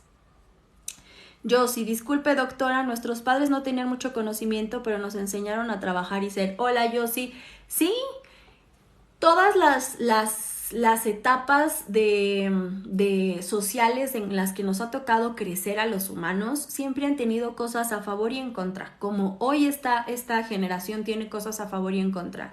Y nuestros padres también tenían muchas cosas a favor. Lo platicaba yo con el papá de los niños ayer y les decía, es que yo siento que mis abuelos no se preocupaban por lo que yo me preocupo. O sea, nosotros nos preocupamos porque no nos alcanza el dinero, porque quería irme a Disney. Mis abuelos no hablaban de irse a Disney. Mis abuelos no se preocupaban porque no les alcanzó para pedir el súper en línea o porque no tuvieron para el Uber. O sea, no, se sabían a lo mejor vivir más con los recursos que tenían. No se desesperaban tanto por siempre querer tener más y el mejor carro y la mejor casa y la mejor escuela. No se competía entre papás a ver qué escuela es la mejor. Cada generación tiene cosas que son a favor y en contra. Todas. La nuestra, las pasadas, las superpasadas. Nuestros papás eran más presentes también a veces. Nuestra mamá era una persona que por lo general antes las mamás se quedaban en casa. Eso tiene algo a favor y en contra. Hoy tienen cosas a favor y en contra. Entonces, las generaciones han cambiado y por lo tanto las necesidades han cambiado. No hay que decir que los abuelos y nuestros padres eran malos. No tenían mucha información que hoy tenemos, pero ¿qué creen? Que hoy a veces tenemos tanta información que entonces no sabemos ni qué hacer ni para dónde correr y siempre quiero saber más y quiero ser la mamá que casi soy psicóloga, neuróloga y no necesitas saber todo, pero sí aceptar que no lo sabes todo y que necesitas ir al doctor porque el doctor es el que sabe, no tú vas a andar medicando a los chamacos, al psicólogo cuando algo pasa porque él es el que sabe, aceptar que necesitas ayuda y sumar a tu tribu a las personas que necesites sumar. Entonces, no tenemos por qué saberlo todo, ¿eh? Los abuelos tenían otras preocupaciones, sí. No sé si a ustedes les pasa, hay una película que se llama, ya no me acuerdo, a ver si Gus se acuerda, sale Owen Wilson con Rachel McAdams, en donde están en París, una noche en París, no me acuerdo, y él se da cuenta que en las noches viaja a otras etapas, a otras épocas en París. Y algo de lo que me encanta de esa película es que adora esa etapa en la que él va, en donde están estos escritores, toda la parte artística y cultural de París está en su pleno apogeo. Y él él es escritor y está en la época actual. Y entonces cuando viaja en el tiempo para irse a esta medianoche en París, cuando viaja en el tiempo para irse a esta otra época, algo que escucha de repente decir a la persona que lo viaja a esa época, ella tampoco quería estar en esa época, ella quería irse a otra porque decía que esa otra era la mejor época o etapa para vivir. Y él se queda y cierra la película un poco con este pensamiento de nunca estamos felices con la época en la que vivimos. Siempre queremos que estar situados en otro lugar, en otros años, en otra situación sería lo mejor y lo ideal. Y me identifiqué porque yo de repente digo, ¿cómo me hubiera gustado también nacer en la época de mis abuelos? Porque sus preocupaciones eran diferentes, porque el estilo de vida era diferente, porque hoy tenemos muchas ventajas, pero añoro un poco eso que mis papás platican, en donde mi abuela siempre estaba en casa, donde el dinero a veces incluso alcanzaba para que solo uno de los integrantes saliera a trabajar y el otro se pudiera quedar para apoyar en la casa, porque hoy, aunque agradezco mucho tener la oportunidad como mujer de poder salir a trabajar, mientras también soy mamá, la carga que implica ser quien sale a trabajar, pero también quien revisa las tareas, pero quien ve lo emocional, pero quien cocina, pero quien limpia la casa, es muy pesada. Entonces, a veces me gustaría poder disfrutar del privilegio hasta cierto punto, de poder estar en casa y solo enfocarme a ciertas cosas y cuando me tenga que salir a trabajar, poder salir a trabajar sin preocuparme todo de lo de la casa, o sea, no tener tanto sobre mis hombros. Pero me toca vivir aquí, me toca identificar cuáles son las ventajas y desventajas y trabajar con las dificultades. Tienes toda la razón, gracias. No, yo sí, qué bueno que andas por acá. Gus, les preocupaba comprarse demasiados terrenos baratos. Oigan, sí, los abuelos, ¿cómo se hacían de terrenos? Yo no me imagino haciéndome de un terreno en esta edad. Vivi dice, por definición, el ser humano es en ser insatisfecho. Eso. Recuerdos de psicología general en el bachillerato docente.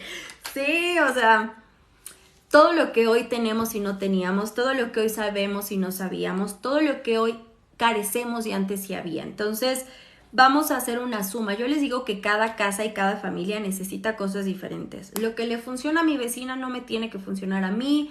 Si la dinámica del de enfrente es en donde papá no está, pero mamá sí funciona, y la otra vecina se divorció, se separó, su esposo falleció, pero vive con su nueva pareja, les funciona. La otra que no tiene hijos. Cada familia, y hay tantas combinaciones hoy en día, de tantos tipos de dinámicas, combinaciones, mezclas, cada familia funciona diferente. Hay reglas generales que nos pueden ayudar, nos pueden guiar y nos pueden ir diciendo por dónde es el camino, pero no nos dejemos guiar con que hay una guía universal de cómo vivir y así es como todos vamos a vivir. O sea, vamos a separar, vamos a identificar mis necesidades, era lo que les decía. Vamos a regresar al ejemplo principal. Incluso cuando a un niño lo diagnostican con un trastorno de déficit de atención, el trastorno funciona diferente en cada niño y en cada familia. Cuando un niño tiene trastorno de déficit de atención, entonces, es que me están mandando mensajes. Cuando tenemos trastorno de déficit de atención, en cada niño y en cada familia se va a presentar de manera diferente. Y ese trastorno de déficit de atención no solo es en el niño. Veámoslo como que la familia completa tiene el trastorno del déficit de atención y cómo voy a trabajar con toda la familia. No es que mi hijo o mi hija me salió malito, rarito, no. Todos en la casa lo tenemos, todos lo vamos a trabajar porque el niño necesita trabajar sus habilidades, pero la familia también. Y se los digo también como mamá, porque en el momento en el que diagnosticaron a mi hija, yo como mamá tuve que readaptar, readecuar, hacer cambios drásticos a veces, pensar en mis prioridades, pero también en las de ella. Su escuela me queda más lejos porque fue la única escuela que se adaptaba a algunas de mis necesidades. Entonces tengo que poner cosas para el intercambio. Cuando tomo una elección también me toca renunciar a algo, pero es recordar que cada familia necesita cosas diferentes. Tenemos que ver cuáles son sus habilidades, cuáles son sus desventajas, cuáles son sus dificultades, cuál es mi contexto. No es lo mismo una mamá que se queda en casa que una mamá que se levanta a las 5 y se va a las 6 a trabajar, y no porque una sea más y una es menos, pero no voy a aplicar lo mismo cuando una mamá tiene más disponibilidad de tiempo, pero a lo mejor menos económico, y otra es diferente. Entonces, cada casa y cada familia es diferente. Cuando hay una mamá viviendo en un estado, Vivi lo puede platicar mejor que nadie. Cuando estás criando en un país sola en donde tu familia no está ahí, o cuando estás en una ciudad sola porque no estás ahí, o cuando tienes a tu familia ahí pero no hace nada y estás criando sola o solo, cada caso es muy particular e individual y hay que revisar esas particularidades para volver a construir a través de ello. Es muy variable en cada niño y ahora TDA en papá y mamá también. Muchas veces es un caos. Claro, Adi, porque primero cuesta trabajo aceptarlo y lo vemos como algo malo. Yo te diría que las cosas que nos da un diagnóstico del trastorno de déficit de atención, las próximas generaciones probablemente vengan altamente diagnosticadas con trastorno de déficit de atención, porque el trastorno a veces se da, si no, la falla no es química. Si mi cerebro está funcionando bien, pero le faltan conexiones porque no le he prestado situaciones para que se creen esos chispazos, los niños que han tenido esta falta de interacción social por la pandemia, imagínense cuántas familias estuvieron encerradas y no sé si a alguna de ustedes les tocó estar encerrados. Los familiares estaban falleciendo. Tal vez perdí a mi mamá, perdí a mi papá, perdí a mi abuela, perdí a mis tíos, perdí a mis primos, mis papás perdieron el trabajo. Todo ese estrés, encerrados, de manera sola, sin dinero, enfermos, sin la escuela, que es a veces lo que me distrae, sin la interacción social tanto de los adultos como de los niños, toda esa bomba viene con muchas cosas para soltarse. Entonces, este trastorno de déficit de atención y muchos otros trastornos como la ansiedad, depresión, muchas cosas empezaron a botar.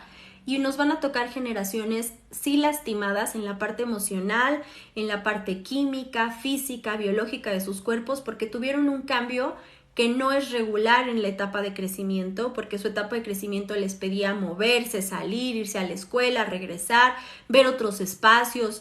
Por eso yo a veces entiendo las medidas de cada país y este es un tema independiente de salud. Salud no es mi área, o sea, en ese sentido. Pero habían países que no quisieron irse a un encierro total porque el desborde emocional estaba siendo más grande. Y la emergencia sanitaria la podían resolver en unos años, pero estas medidas nos van a traer muchas consecuencias en salud emocional y en salud mental que van a pegar y golpear fuerte. Entonces, imagínense, regresan nuestros hijos a un ciclo escolar normal. Cuando ahorita su necesidad de convivencia y movimiento, si antes era el 100%, hoy es el 500%. Querer que mi hijo esté en un horario de escuela, sentado, poniendo atención, haciendo todo, cuando lo encerramos 2 años y ahorita su necesidad está de me quiero mover, quiero platicar, quiero jugar, quiero hacer, quiero tal, creció. O sea, se nos fue a la nube.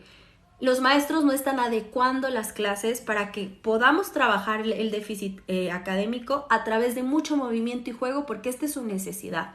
Si yo no cubro la necesidad principal de los niños, voy a tener salones completos en donde no me hacen la tarea, no me ponen atención, todo tiran, se pelean, juegan, platican, se están hablando de cosas que no son adecuadas para su edad porque vienen con tanta hambre de contacto, de juego, de platicar, de hacer todo lo que no pudieron hacer en esos 2 años, que se quieren comer el mundo en uno. Este ciclo escolar, les platicaba el otro día en algún grupo de crianza que les decía, ¿no notan que este ciclo está siendo más pesado que otros? Porque los maestros quieren manejarse como si fuera un ciclo regular y no lo es. Los papás queremos actuar como si fuera un ciclo regular y no lo es. Y le estamos pidiendo a los niños que actuaran como si fuera un ciclo regular y no lo es. Entonces todos terminamos cansados, frustrados, enojados. Necesitamos cambiar la parte de la parte académica, la parte en casa y adecuar a los niños. Sí les puedo ir pidiendo más tiempos de atención, pero los tengo que ir moderando. No puedo pedirle de cajón que se siente 6 horas y esté todo el tiempo, sí maestra, sí, y lo recordé y no, o sea, los niños se quieren parar, quieren jugar, quieren ir al... Bueno, a través del juego puedo presentar muchos conocimientos. Fíjense esto, para empezar a dar el cierre, les voy a platicar algo. Y esto es algo que a mí me encanta y lo que trabajo yo en terapia. El cerebro, para poderse formar, acuérdense que cuando nacemos, el cerebro ya está completo de acuerdo a la etapa de nacimiento. Pero ese cerebro falta que crezca, que se prendan los botones, que creen chispazos, que se conecten todas las áreas entre sí. Y eso no ocurre al primer día. Nazco y ya todo está perfecto, no. El cerebro se termina de desarrollar entre los 21 y 22 años, o sea, ya creció, ya formó la callosidad que tenía que formar, las conexiones neuronales ya se hicieron hasta los 22 años. Entonces, en toda esta etapa de crecimiento, el cerebro se va a ir formando a través de lo que mi contexto me dé. Si yo crezco en un contexto en donde hay pobreza extrema, en donde no como bien, en donde no tengo atención, en donde hay agresión, alcoholismo, etcétera, ese cerebro, las conexiones que van a crear van a ser de acuerdo a ese contexto. Si yo tengo un niño que empieza a ir a deportes, a movimiento, natación, aparte le permito que juegue, que toque, que se ensucie, va a crear conexiones neuronales de acuerdo a ese contexto. Si yo tengo un niño que es muy sedentario, que come mal, que no tiene rutinas, que no tiene límites claros, ese cerebro va a crear conexiones de acuerdo a su contexto. Entonces, tengo niños con la misma capacidad cerebral, con un cerebro que funciona, pero como crecieron en distintos contextos, cada cerebro creó diferentes conexiones. Entonces, el niño que tenga oportunidad para asistir a terapia, lo que vamos a hacer es revisar en qué se estacionó el cerebro, cómo se creó. Lo puedo ver a través de estudios con un neurólogo o paidopsiquiatra que me va a permitir ver cómo funciona el cerebro, o lo puedo ver a través de pruebas que me dejan ver un reflejo del cerebro. A veces es suficiente solo con las pruebas proyectivas, emocionales, todo lo que le aplico, pero a veces no es suficiente. A veces necesito estas pruebas y las de un psiquiatra junto y veo que necesita ese pequeño. Y entonces ahora sí digo, bueno, el cerebro tiene todo, funcionalmente está bien, sí o no. Y de acuerdo ahí vemos a dónde nos vamos. Luego, ok, supongamos que este cerebro está apto para aprender todo. pero crecí en un entorno de estrés. Crecí en un entorno en donde me decían que todas mis fallas era porque yo no era capaz, no podía, no sabía cómo puede ser. Nadie me guiaba, no me decían cómo sacar las emociones. Este cerebro no sabe cómo manejar esas conexiones, no sabe cómo conectar la parte emocional con la parte reactiva y cómo lo ejecuto. Un cerebro que ya se está armando y es más maduro es un cerebro que no es impulsivo. Un cerebro impulsivo es como el de un animal. Tengo hambre, busco comida, como. Quiero ladrar, ladro. Quiero atacar, te ataco. O sea, no tengo que pensar, ¿y si lo ataco? ¿Qué me podría responder? ¿Qué me haría? ¿Esto me podría funcionar? No, obviamente no. Entonces, cuando un cerebro es inmaduro, nada más reacciona por lo que siento y lo que reacciono. Siento, reacciono. Un niño pequeñito siente, reacciona. Y a través de la reacción dice, si yo le grito a mi mamá, viene, pues voy a gritar más. ¡Ah! Pero si a lo mejor mamá viene y me dice, oye, ya te entendí, pero no necesitas gritar, me lo puedes pedir así, y lo repito, el cerebro entiende eso y dice, entonces así funciona. Ahí es donde a veces decimos, mi hijo me ve la cara. Pues no te ve la cara, pero aprendió un patrón que si repite ya sabe cuál es el resultado, entonces sigue repitiendo ese patrón para tener un resultado que él quiere. Entonces, tenemos que trabajar en esas situaciones y contexto que hicieron que este cerebro creciera de esta manera. Si todos en casa tienen un déficit de atención, quiere decir que probablemente o hay una situación, ahí tendrían ustedes que ver. Si la situación es porque hay una falla química en el cerebro, física, hay una hormona que no está segregando, no está haciendo choque una sección del cerebro, está adormecida, por alguna situación no se maduró y no está creando, eso por lo general necesita medicamentos. O está haciendo una situación de conducta y contexto. Mi contexto tenía un cerebro preparado para hacer ese clic, pero el contexto no dejó que hubiera ese chispazo.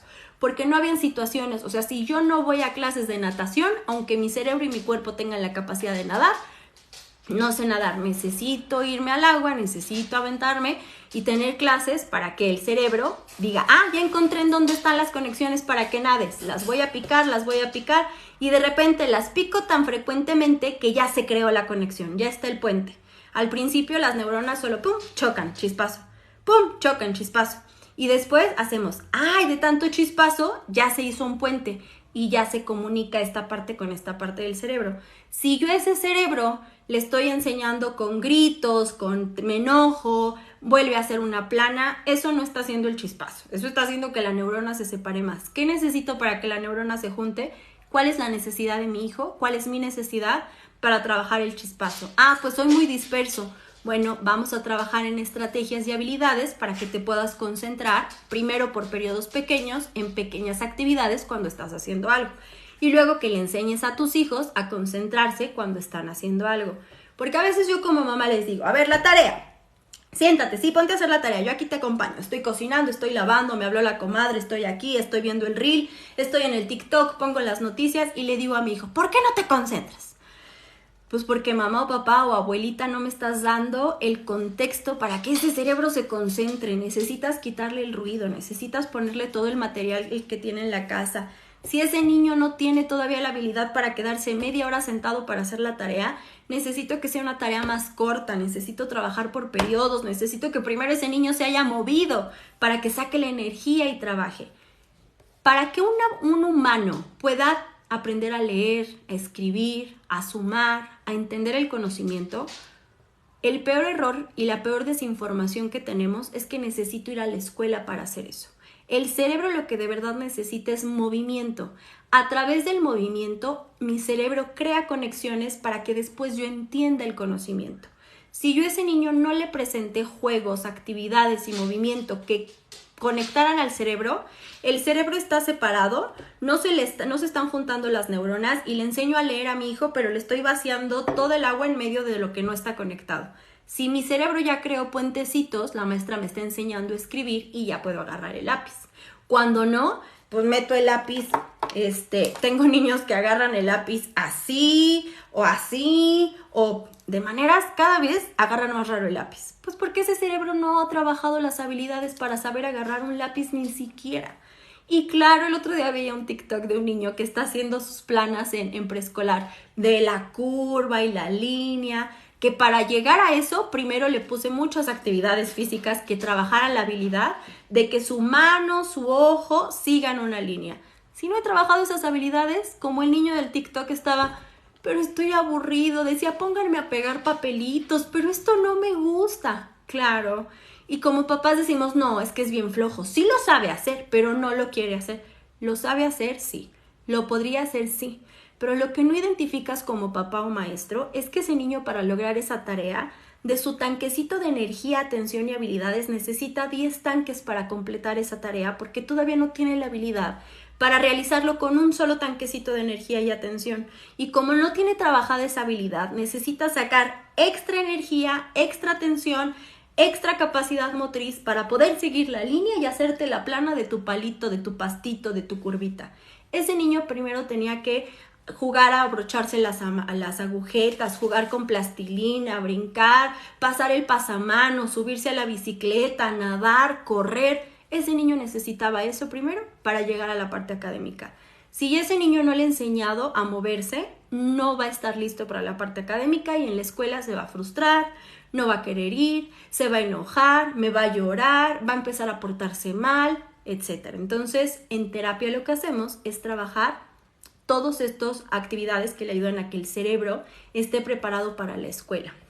No se mejora en un día, no, a veces tardamos mínimo un ciclo escolar completo para que las mejoras sean más visibles, pero sí o sí trabajamos la parte emocional para que el nivel de frustración tanto de la familia como de los niños no esté desbordado. Entonces, si tu hijo no sabe multiplicar, no está entendiendo la escuela, no pone las fechas, se le olvidan los materiales, no pone atención, no recuerda la instrucción, quiere decir que ese niño necesita primero movimiento y que a través del juego y el movimiento trabaje las habilidades y estrategias para que esté listo para el conocimiento y ejecutarlo, porque si no, está un cerebro que no está integrado, que no ha creado las mejores conexiones y le estoy vaciando muchas tareas en un pozo sin fondo. O sea, nada lo está deteniendo, eso no lo está aprendiendo a frustrarse, a enojarse, a cómo escabullirse, a copiarle al compañero, pero no tiene habilidades para aprender lo que le están enseñando. Y regreso, pero sí lo sabe hacer porque si le grito mucho lo hace, sí, pero le estoy lastimando la parte emocional y él está utilizando 5 tanques de sus habilidades cuando tendría que usar un tanque. Por eso acaba tan cansado, tan enojado y tan frustrado, porque le falta mucho trabajar muchas cosas.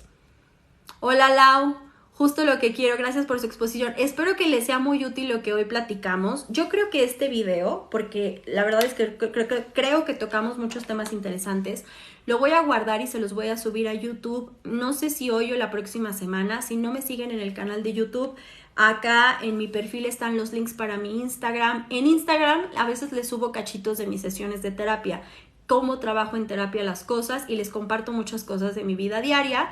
En mi canal de YouTube hablamos sobre organización del hogar, productividad y crianza. Y aquí también en la cuenta de TikTok hablamos sobre esos temas. Sí, para ponérselo luego a mi esposo, sí, para que lo puedan ver. Justamente creo que les va a servir. El canal de YouTube se llama como mi perfil, Clau Cuevas CG. Les voy a mandar para allá este en vivo para que lo puedan ver con el esposo, con quien ustedes necesiten para acompañarse.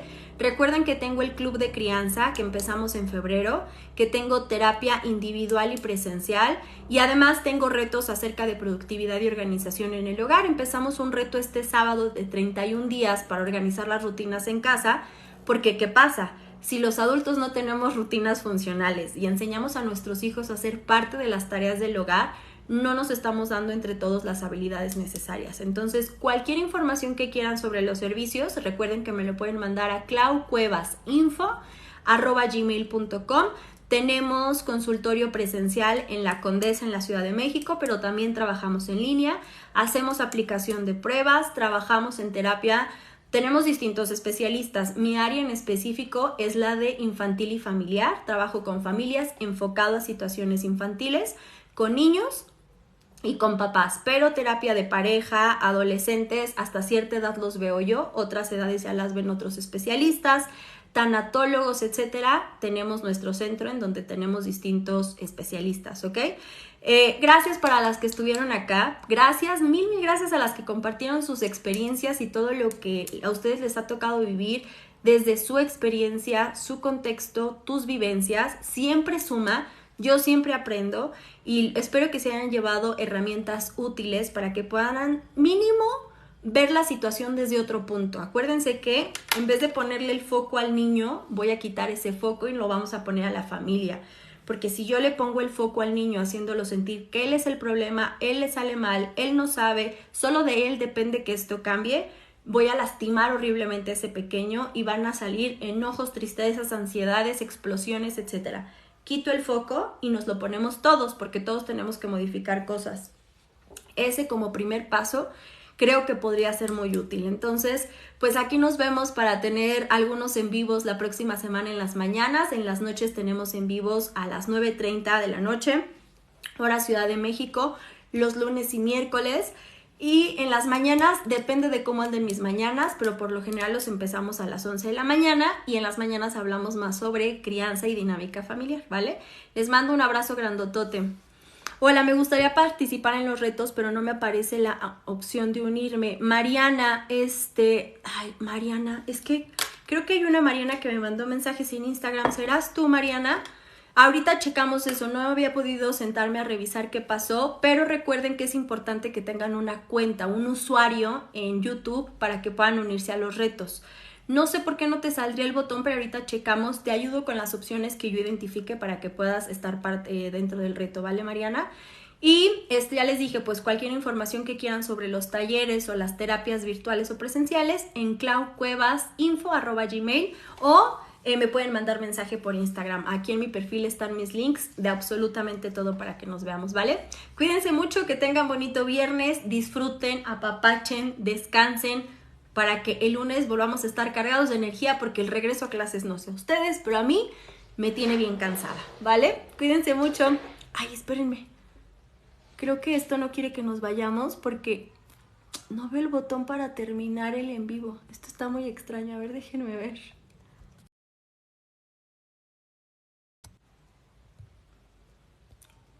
A ver.